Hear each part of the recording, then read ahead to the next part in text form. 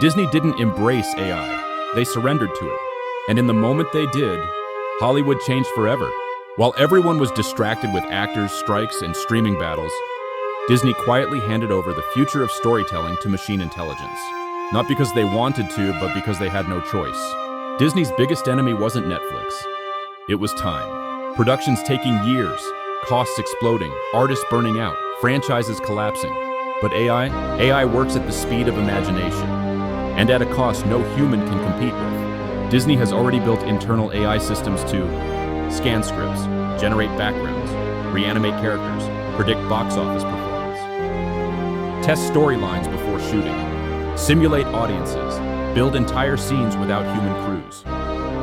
They even created an entire division, Disney's AI Task Force. No jokes, no rumors, this is real. But here's the part they're terrified for you to know. AI doesn't just speed up creativity, it replaces it. One AI system can replicate the style of 20 animators. Another can rewrite a full screenplay in seconds.